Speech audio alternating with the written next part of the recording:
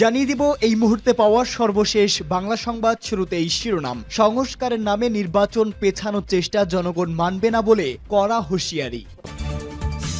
এরপরেই জানাবো একটি দল আওয়ামী লীগকে পুনর্বাসনের চেষ্টা করছে বলে মন্তব্য। এদিকে অনতিবিলম্বে নির্বাচনের তারিখ ঘোষণার আহ্বান। জানাবো দল পুনর্গঠন করতে না পারলে দেশ পুনর্গঠন সম্ভব নয়, তারেক রহমানের মন্তব্য।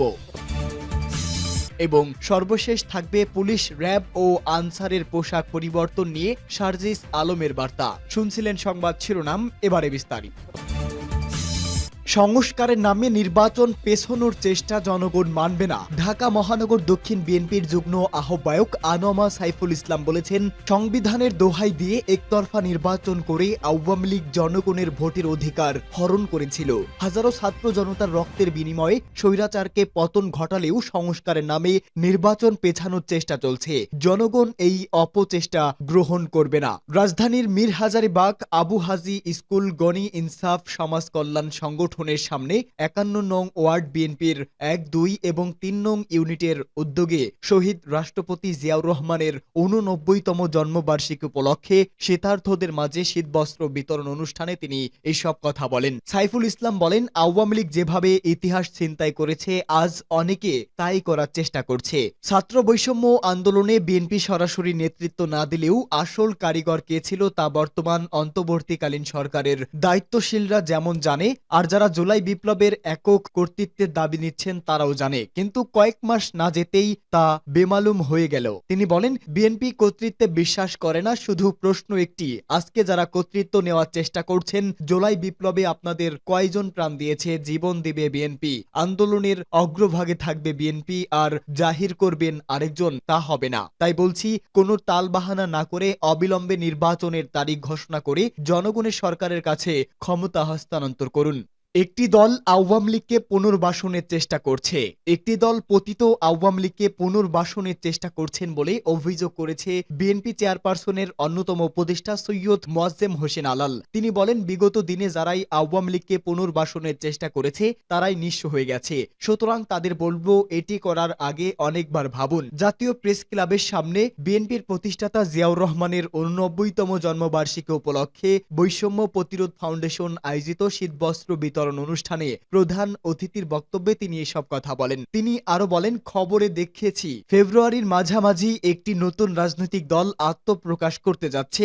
একটি গণতান্ত্রিক দেশে একাধিক রাজনৈতিক দল গঠিত হবে, এটা খুব স্বাভাবিক ব্যাপার। যারা নতুন রাজনৈতিক দল করবেন আমরা তাদের স্বাগত জানাই। তবে একটি কথা পরিষ্কার করে বলে রাখি, যারা আওয়ামী লীগকে পুনর্বাসনের চেষ্টা করছেন, এটি করার আগে আপনারা অনেকবার দয়া করে ভাবুন। আপনাদের অনেকবার ভাবতে হবে। বিএনপি চেয়ারপারসনের এই উপদেষ্টা বলেন, আওয়ামী লীগকে পুনর্বাসনের জন্য দয়া করে উদার মানসিকতার পরিচয় দিয়েছেন শহীদ রাষ্ট্রপতি জিয়াউর রহমান। শেখ মুজিবুর রহমান আওয়ামী লীগকে গলা টিপে হত্যা করে বাকশাল করেছিল। জিয়াউর রহমান উদারভাবে বহুদলীয় গণতন্ত্র প্রতিষ্ঠার লক্ষ্যে আওয়ামী লীগকে পুনর্জন্ম দান করেন। এর প্রতিদান হিসাবে জিয়াউর রহমানকে হত্যার শিকার হতে হয়। তিনি বলেন, এক সময় জাতীয় পার্টিও আওয়ামী লীগকে পুনর্বাসিত করার চেষ্টা করেছে। জাতীয় পার্টি এখন প্রায় বিলীন হয়ে যাওয়ার পথে। জামায়াত ও আওয়ামী লীগ জাতীয় পার্টিকে সঙ্গে নিয়ে বিএনপির বিরুদ্ধে আন্দোলন করেছে। তার প্রতিদান হিসেবে জামায়াতের শীর্ষ নেতাদের ফাঁসিতে ঝুলানো হয়েছে। এছাড়াও তিনি বলেন, যারা আওয়ামী লীগকে পুনর্বাসিত করতে যাবেন তারা অতীতের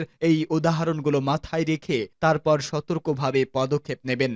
অনতিবিলম্বে নির্বাচনের তারিখ ঘোষণা করতে হবে, জয়নুল আবেদিন ফারুকের হুঁশিয়ারি। জুলাই অভ্যুত্থানে মর্যাদা সমুন্নত রেখে অনতিবিলম্বে অন্তর্বর্তীকালীন সরকারকে নির্বাচনের তারিখ ঘোষণার আহ্বান জানিয়েছে বিএনপি চেয়ারপারসনের উপদেষ্টা জয়নুল আবেদিন ফারুক। জয়নুল আবেদিন ফারুক বলেন, আবু সাইদ ও মুগ্ধ রক্তের বিনিময়ে অর্জিত দ্বিতীয় স্বাধীনতার সম্মান অক্ষুণ্ণ রাখতে হলে অনতিবিলম্বে নির্বাচনের তারিখ ঘোষণা করতে হবে। সংস্কার চলবে, দিন তারিখ দিয়ে নির্বাচনের প্রস্তুতিও চলবে। আমি অনতিবিলম্বে নির্বাচনের তারিখ ঘোষণার দাবি জানাচ্ছি। সংস্কারের নামে অন্তর্বর্তীকালীন সরকারকে অহেতুক সময় নষ্ট করা উচিত হবে না বলেও মন্তব্য করেছে বিরোধী দলের সাবেক এই চিফ হুইপ। স্বৈরাচারী শাসক হোসেন মোহাম্মদ এরশাদের পতনের পর ১৯৯১ সালে তৎকালীন সুপ্রিম কোর্টের প্রধান বিচারপতি শাহাবুদ্দিন আহমেদ বাংলাদেশে একাধিক অবাধ ও সুষ্ঠু নির্বাচনের ব্যবস্থা করেছিল বলে স্মরণ করিয়ে দেন এই বিএনপি নেতা। তিনি বলেন, ১৯৯১ সালের নির্বাচন সুষ্ঠু ও গ্রহণযোগ্য ছিল। সেটার মতো নির্বাচন দিতে হলে এত সংস্কারের প্রয়োজন নেই। যে সংস্কার দিয়ে জনগণ 40 টাকায় চাল কিনতে পারবে সেই সংস্কার দরকার।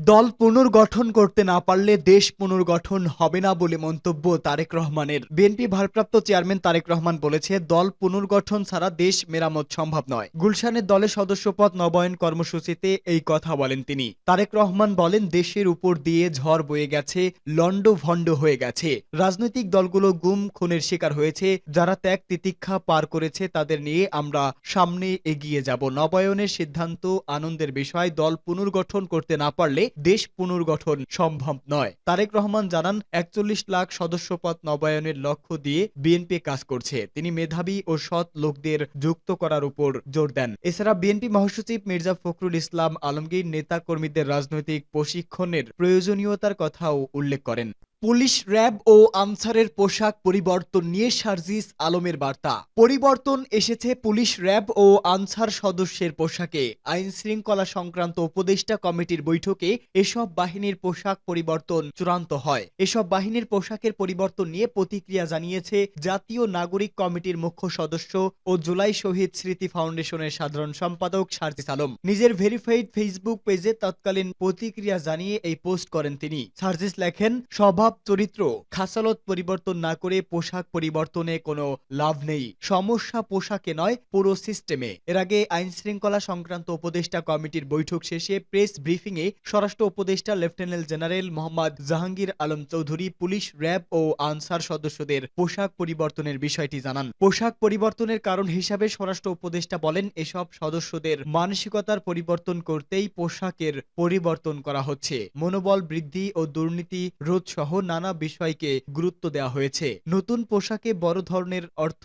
সংকুলান হবে কিনা সাংবাদিকদের এমন প্রশ্নের জবাবে তিনি বলেন, এ ধরনের কিছু হবে না। নিয়মিত এসব বাহিনী সদস্যদের নতুন পোশাক তৈরি হচ্ছে। যে ধারাবাহিকতায় ধীরে ধীরে পরিবর্তিত পোশাক তৈরি হবে, এটার জন্য বাড়তি অর্থের খুব একটা দরকার হবে না।